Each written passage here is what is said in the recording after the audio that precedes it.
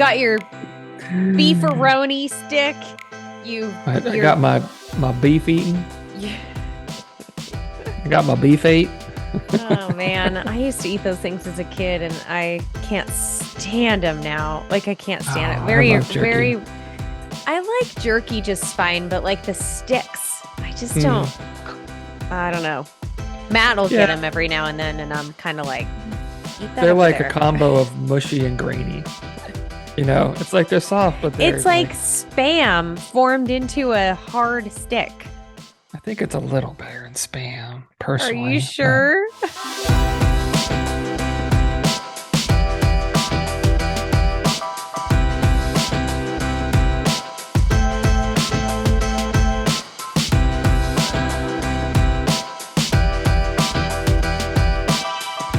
Hello, and welcome to Middleish, the podcast about moderation in all things. I am Michael Gray.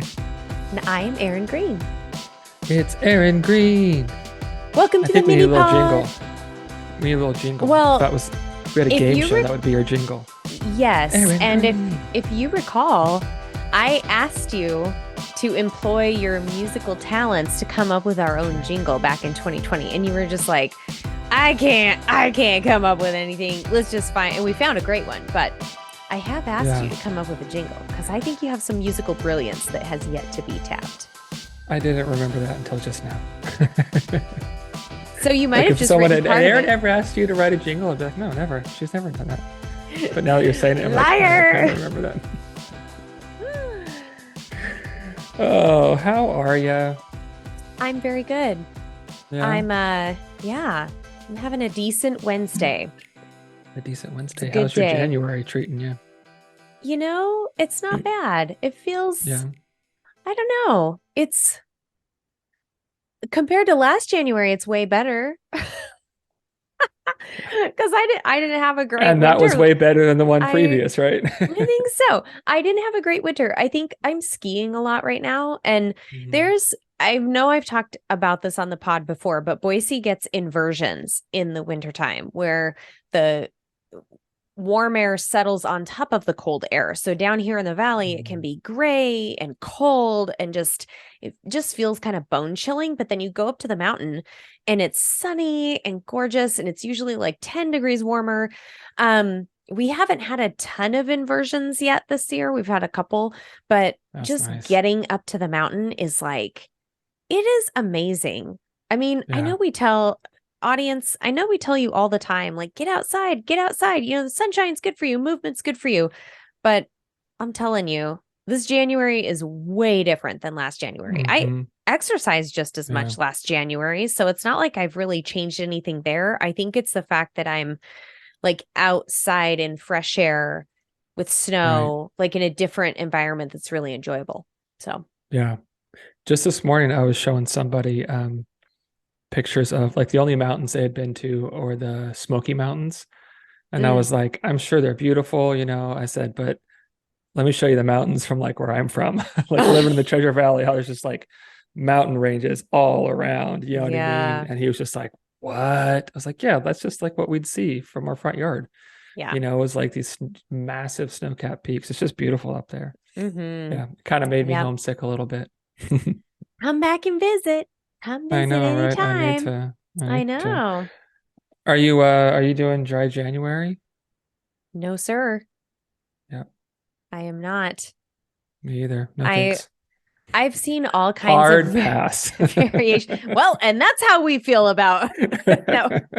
I've seen all kinds of variations on this. I've seen damp January. I've seen dry. What did someone say? Dry week or something. They called it dry week, and it was just the week after New Year's. That's not to say that I monitor my alcohol intake in a healthy way. Like I just know that how I feel if I, drink consistently for days on end, or if I have one too many one night or so, I don't feel as good. And I have to say, we talked about this in our alcohol podcast long ago. Y'all can look it up. You can't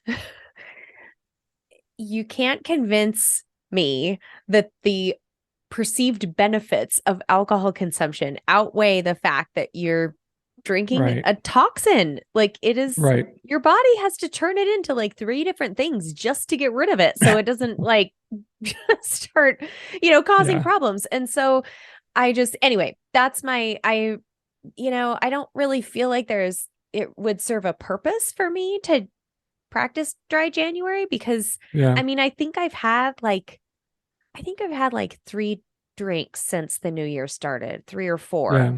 So I just don't, So you've had yeah, a damp January. I've had a damp January. Yeah. Just kind of, a little Dare I bit say a moist January. moist January.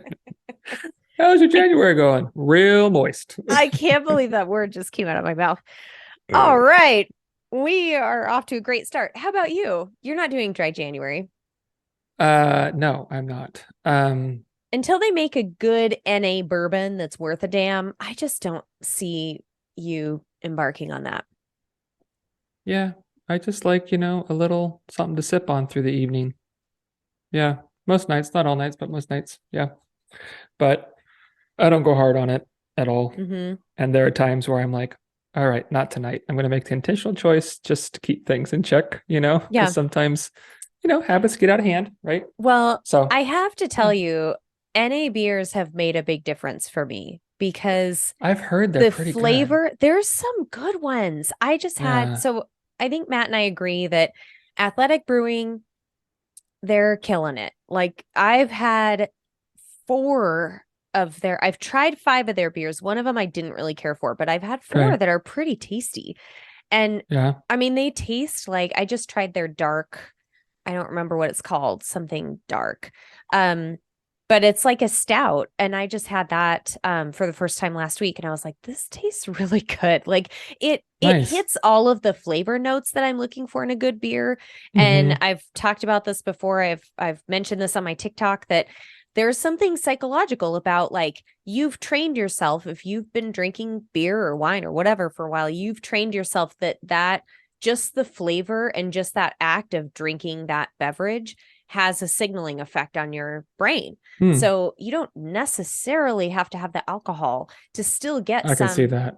benefit Yeah. from, I'm Right. having it's signaling that unwinding, I'm off Yep. duty, there's no more work for the evening, it's kind of that, not even celebratory. It can be celebratory, but if just an evening drink is just kind of a signal that like the day's done. I don't have to like think or be on anymore. Right. And yeah. What it is for me is, I mean, I enjoy the taste of whiskey, but we're getting like way off. This is great. I enjoy it, but it's not the thing I look forward to the most. What I look forward to the most is, for me, it's something I get to take my time with, right? In evenings, I mean, kids get home and it's just, it's homework and having friends over to play and getting dinner going and dishes and bath and bed. It's like all these things happening. But through the evening, I get to sip on my, little finger of whiskey all through the night. It's something I just get to slow down with. So even though it's chaotic, there's something I'm intentionally being slowed down with. And it just feels like kind of a little embellishment, right? Like I get to take my time with this. I get it. Because that doesn't happen very often. I get it. No, I get it. And I have yet to find a good NA wine.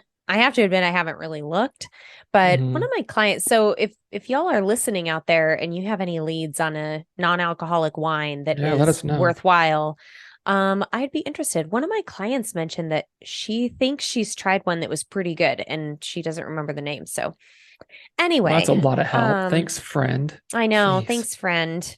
Here's the answer to your question. I just don't remember what it is. Okay, I could segue into our topic from there, but I'm going to hit pause for 1 second and recognize that we have a new supporter.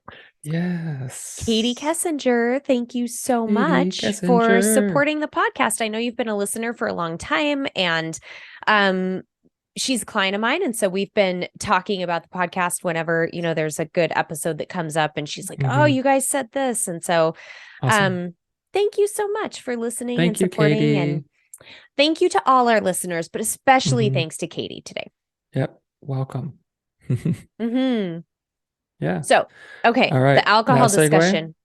Oh, yeah. I have to say, okay. well, I'm going to use this to segue into our little Right. mini pod on the New Year's revolution, because dry I don't know where January, you're going, but I'm along for the ride. Here are we you go. long? Yeah, Aaron's buckle leading. up. Yep.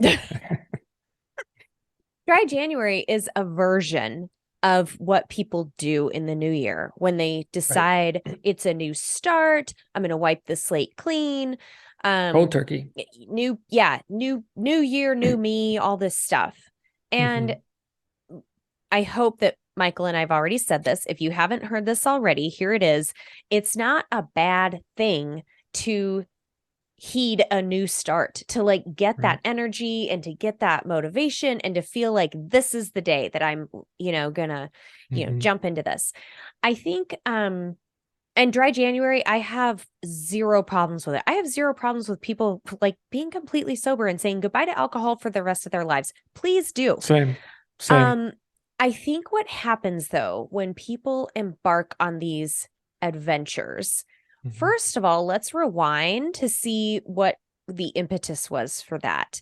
A lot of times in November, December, people are like on benders because there's holiday parties and there's, Right. dinners and gatherings and stress and family and all these other things that just increase the alcohol intake, increase the Right. food intake, decrease the self-care, decrease the mindfulness and the sleep. And so I think a lot of times when you trace it back to the origins of why people feel compelled to engage in something like that, it's because, well, we let things get off the rails for a Hmm. while. You didn't practice boundaries or self-care or these usual things that help you feel good physically and mentally. And then you feel like you have to engage in the complete opposite and Right. like totally swing the pendulum the other way. And I think that that can be problematic because, as we've Hmm. discussed on just about every single episode that we've recorded, it doesn't help for you to throw yourself into extremes when it's Right. unsustainable for the long term. Right. It's like we're just stuck in this mode of like constant overcorrection, Mm, right? Like yeah. veer really hard this way, whoop, too far, veer really hard this way. It's just like we're just like and slamming into the sides. Like I think of like bumper bowling, Yeah. like I was thinking dong dong, like Paperboy, from like yeah, Paperboy going back and exactly. forth. One Yeah. extreme to the next, and it's just like, oh, like it's exhausting, to live in both those spaces because there's like I think when you ping pong back and forth like that so often around the same thing, like both extremes are just exhausting because they're just like a state of desperation, right? Like I'm I'm desperate to lose weight or be this size or meet these goals, whatever it is. So I have to do everything I could possibly do that could lead me in that direction right now. And that's all I can do. Mhm. And it's like this, I have to do this time. And then the other end of the spectrum, it's like this desperation for like there's no enjoyment. It's exhausting. And it's like your body retreats into this other place where it's like desperate for you to just freaking be nice to yourself about shit. You know what Right. I Can we mean? just calm down? Just calm down. Why is it so hard? Like, why do we have to go so mean to us and ignore all these things that it's communicating its basic needs, And it's just like we just ping pong back and forth. And I think it's a really exhausting way to live with our health and our well-being. Hmm. And I think that's kind of what we want to talk about today. It's just like why, we don't have to do that. Whatever Right. your New Year's resolutions or revolutions are, um, like, man, let's just take a perspective where there is gentle turns, right? There's great Hmm. benefit in gentle turns. There's great benefit in like saying, hey, let's start to go that way versus like exit now, you Right. know. Right. And it's just I think what happens is I think you still have those auto corrections for sure. You're still Yeah. steering, right? Like just on the highway, you got to keep it in the lines, you know, but Hmm. it's not this just one extreme to the other. Well, and I think that that black and white on or off thinking is what trips people up around this time of year. And Hmm. I made a um post on a reel on our Instagram. So if you haven't seen that, go follow us on Instagram, Middleish Podcast, Please. Thank you. please. But just inviting people, like if you set some kind of goal or intention this year or resolution or whatever you want to call it, and you're already like almost, at the time, 2 weeks into January and things are slipping or you're unable to sustain whatever, take a deep breath. Just show yourself a little grace here and recognize that you can still maintain some semblance of consistency and intention toward that goal that you had set for yourself. You don't have to start and stop. Like it's not just on and off. There's this path you're on. And I want to reference a post I literally just saw on Facebook as I was waiting for Michael to get here. Who was that? Today. But only a few minutes. I had to go pee-pee. Like I've never been late in my life. Let's just, I texted total Aaron, going to be 1 more minute, hashtag pee-pee time. Oh, it's like having another brother. Anyway, I saw this Facebook post of a friend of mine. He's a dietitian here in Boise, and he posted that his day one was back in January of 2009. 2009, people. That's 13 years ago. That was his day one. I guarantee you, he has had days where he didn't go to the gym or didn't, eat the way he had intended or didn't set boundaries the right way and got super stressed out or didn't get enough sleep. I guarantee you for 13 years, shit has gone astray for him at least a few times. That's just life. So what he said, though, was the consistency is important. Building a habit in a way that you show up even when you don't feel like it. So when the glitz and excitement and sexiness of the new year kind of starts to wane, which is right around this time, I think, like mid-January into late January, people are slipping and they're thinking this is BS. Why did I set this goal? I don't have to get up early tomorrow, whatever it is. Just know that when you show up, even if you don't really feel like it, and just give yourself a little pep talk if you missed a day or if you missed a week. It doesn't mean you just stop and you have to start again. And then you have to get all that momentum again. You have to get all that motivation again. No. You're already on the journey. You're already going. This is just using, like Michael just said, like you're not bouncing from side to side so extremely. Let's just try and keep it a little more in the middle somewhere. Yeah. A little middle-ish. A little middle-ish. Hey, another jingle in the works. I know. Working. Yeah. There's something there. A little middle-ish. I like it. I just lost my train of thought. Oh, why do I always do that? I think it's helpful though to recognize also when I say like showing up even when you don't feel like it. Right. We've also had this discussion about, well, you don't have to like punish yourself and white knuckle through something like a healthy lifestyle change. The idea is when the motivation and that like all of the excitement around it starts to kind of fade, it's feeling a little stale. That is where the habit formation really comes into play. When you're starting to kind of feel like, I've been going for a while. It's not very exciting anymore. I'm kind of feeling tired. And you're kind of starting to think that you might slip into, or maybe you have slipped into like old habits. That is where like showing up, even when it doesn't feel exciting anymore, that's where like the magic really happens. Yeah. And I'm really glad you said that because it brought me right back to my thought. Yes. I think what happens is like, once we lose that motivation piece, then we have no other reason to do it. Yeah. Right. Like the reason was the motivated feeling, not like a commitment to myself as a person to be taken good care of. Like, it's not that. It's just like, we saw a thing, we heard a thing, we got, good marketing, got a hold of us. But then I think if we're going to do this long-term, like we have to, and we talk about this a lot, but part of that process has to be like doing the work to understand that you're worth doing the work for regardless, right? Like it's not a means to an end. It's the thing to do.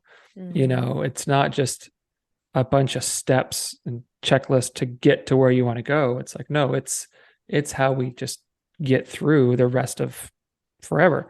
you know? And I think when we talk about like when people talk about starting and stopping, it's like we put these like totally made up, fabricated like parameters around periods in our life. Like this was a time when I was Mm-hmm. eating well and losing weight. This was a time when I was eating fast food and it's just like, and it's like it's all the same thing. Mm-hmm. Like we don't there's nothing we start and stop. We just do, right? And so it's like, what are you doing? And if you're doing things that you don't wish you weren't doing because they're impacting your health or the way you feel or whatever, then all you have to do is just to start to do some things different. It's not stop everything all at once, completely adopt a whole new thing, chop your life up in these weird trying to be healthy and not caring about it, parameters, and just like it's just a forever process. And so we can just kind of go, let's steer back a little bit, but let's Mm-hmm. start to do some of the things that we really, wish we were doing. Yeah. And just try and squelch some of that all or none thinking. Like Mm, people will often, and this is what I think the crux of everything we're talking about is people will often tell themselves it has to be this way. It has to look like this. right, It has to be 60 minutes in the gym. It has to right. be, 30-minute walks 5 days a week. It Hmm. has to be this, it has to be that. And you kind of put yourself into this, realm. It's a great goal to have, but Hmm. inevitably life is going to happen in there too. So Right, how are you going to navigate those areas? And I think that's probably what a lot of people will be encountering in whether it's this week or next week or in the coming weeks is right. what is this like when my kids get sick, or what is this like when the alarm goes off and I am just not Hmm. feeling it today, or what is it like when my coworker brings in this yummy smelling food that I know is not going to sustain me throughout the afternoon or whatever. Like, how do you navigate those things? Because if Hmm. you tell yourself I can only do this, it doesn't give Right, you any flexibility to right. navigate all of these other things that are inevitably going to come at you. Yeah, because I mean, coping skills aren't exactly like you have one that works on a Tuesday. It may not work Thursday. It may not Yeah. ever work again. You know what I mean? Like there's so much that's dependent on just kind of where we're at with things. And I think exactly what Aaron's talking about is just to like build on that is like to do that.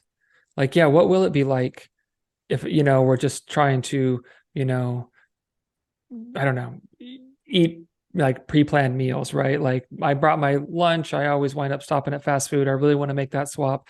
What will it be like when I drive by there? I don't know. Let's see what it's like. Let's see Mm-hmm. what happens. And then we can figure out from there. Were you able to drive by it easy?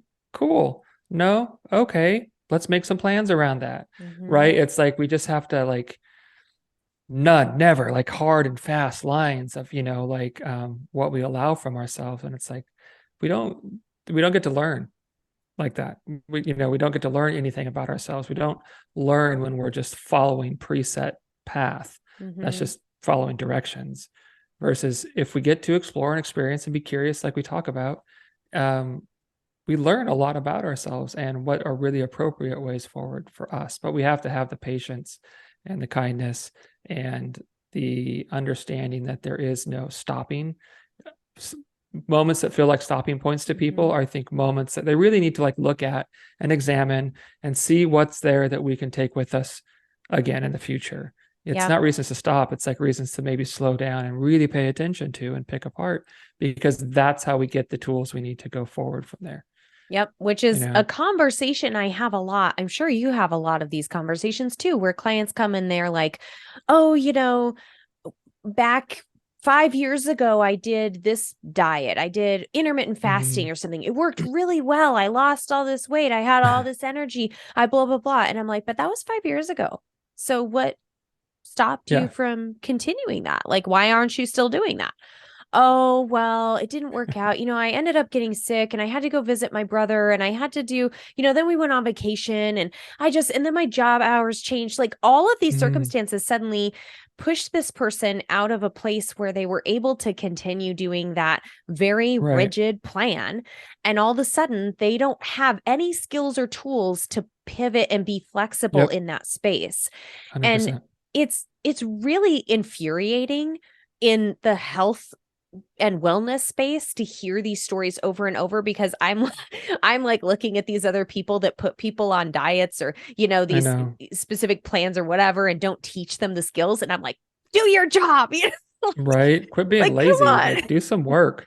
Do the hard work. And it is hard, y'all. I'm telling you, sucks. What Michael and I do with clients is, it is hard work. And any of my clients could probably tell you, like, yeah, it's a slow process, and the immediate results you might want to see, or the immediate lessons that you might want to learn, just, it takes repetition. It takes time. It takes talking through and almost over analyzing things at first, to the point where you're like, oh my God, is there going to be a day in the future where I don't have to think about this all the time and like reprogram my brain? But you can get there.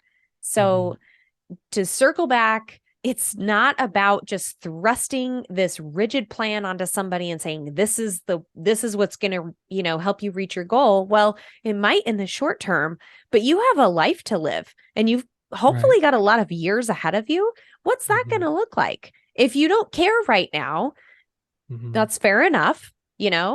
Hopefully someday you will get to a point where you care about, what does this look like in the long term? And is this really serving me? Is this helping me be more present with my kids and be dedicated to my work and feel good about myself and my relationship with myself? Like, all of those things, if this diet plan is doing that for you, then, I can't argue with that, but I'm skeptical. Because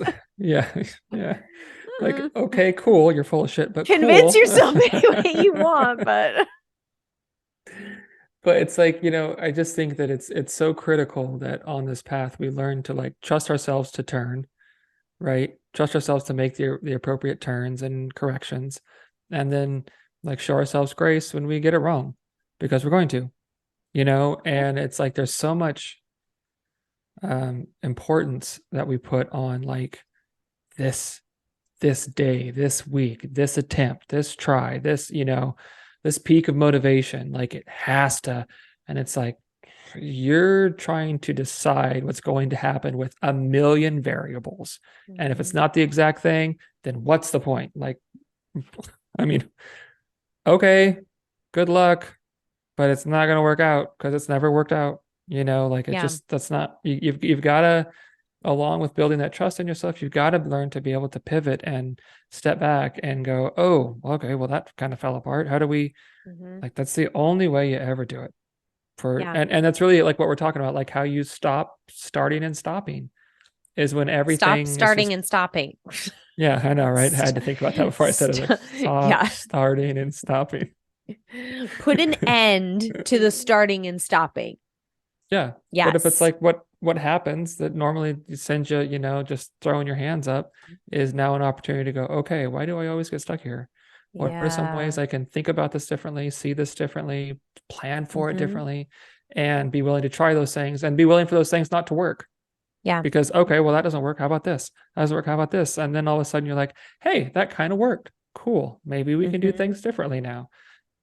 I mean, you got to be able to do that. You have to. You just have to. Which I'm going to say again, I think everybody should go back and re-listen to the podcast we recorded for last January, which were the 5 things that will help you in the new year. And one of those things was curiosity. And I love that, because that is part of the learning process. And I have a saying with my clients, let's just see, when they're like, oh, I didn't do this because of this, and I'm kind of afraid to try this because of these reasons. I'll say, well, let's just see. Like, let's get curious about that and experiment and see what comes out of it, and see what kinds of patterns we can identify, or opportunities we can find, or resources that you can dig up and decide, like, this is how I'm going to handle it. So I love the curiosity piece as you're going through this process.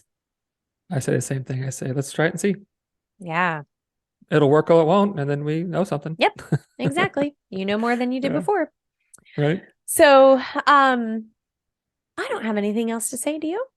No, I was just kind of laughing because it's supposed to be a mini cup podcast, but we're like, and here we are. I know. Thanks for hanging with us, everyone. Yeah, we appreciate it. Sometimes this happens. This happens to us. Yeah.